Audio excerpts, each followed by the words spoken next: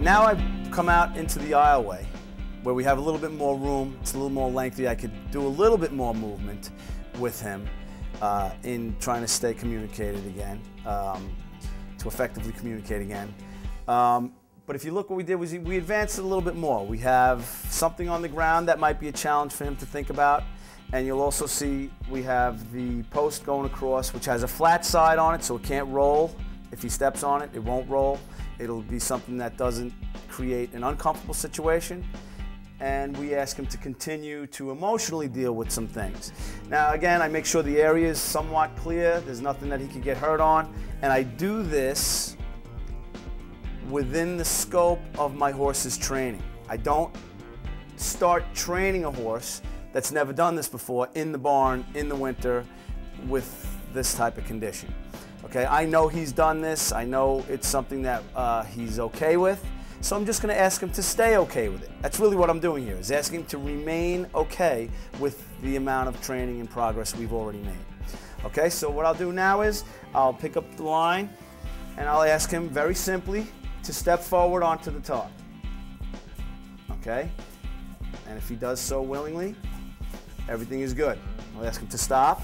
And what am I doing? Every time I suggest something and he says yes, I release the pressure, and that enhances, once again, our level of communication. So now I'll ask him to slowly back over this stuff. Okay, nice and gently, will you please back up? Thank you very much.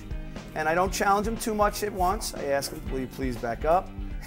He's got an added challenge, which is the pony back there, but that's okay.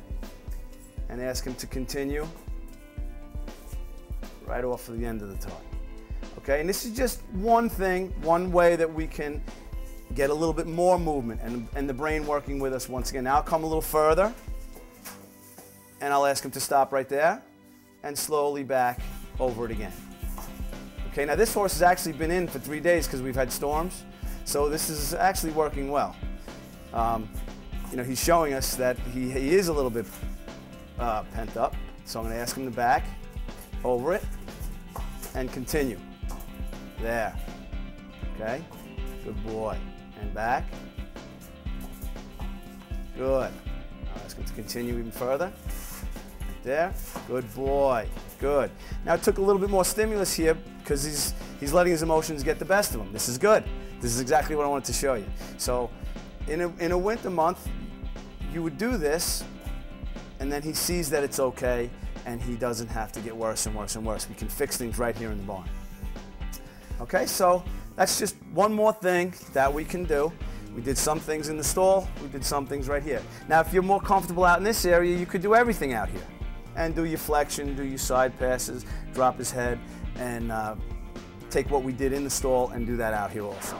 Hi everyone, welcome back to Talking Horses. With us is natural horseman Tony Simonetti. Tony, thank you for those indoor tips. I hope you can use them. Getting our brain and the horse's brain going. That's it. Yeah. It's all about having fun and stimulating the brain. Do horses, I know humans get cabin fever. Do horses get cabin fever? Well, think about this. You have horses for a long time now, right? Mm-hmm. What happens when you have your horse in his stall for a little while, and you walk him out and you have a big area and you turn him loose? What's the first thing he usually does? Oh, they run, buck, and fart all the way down there. There you go. Exactly. That's exactly right.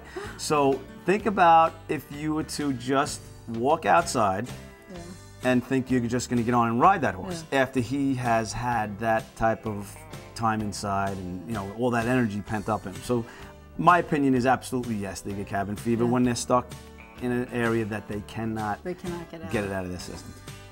Here on Long Island, I know I keep referring to Long Island, but that's because that's where we're at. We get bitter cold temperatures. Could be 2 days, 5 days, 10 days, 30 days, and all of a sudden, bang, we get that 50-degree day. Hey, I'm going riding today. Absolutely. And unfortunately, I bet you if we did a statistic on that, that is probably the day that people run into injuries and so on, because what happens is, as the horses have cabin fever, so do we. So what happens is we just want to get out and get that beautiful day out in the park.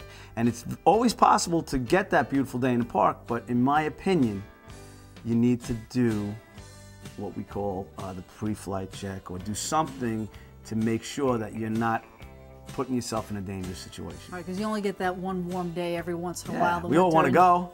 You don't want the hospitals to become busy that day, right? Absolutely, that's right. That's right. But Tony, thank you so much, and thank you for sharing the winter tips with us, so we can do some stuff, keep our brains and our horses' brains going all winter, and hopefully that'll lead to safer riding come springtime. Always my pleasure. Thank you. Tony's information is on the screen if you want to get a hold of him, and if you have any questions or comments about this show or any show, email us at talkinghorses@optonline.net.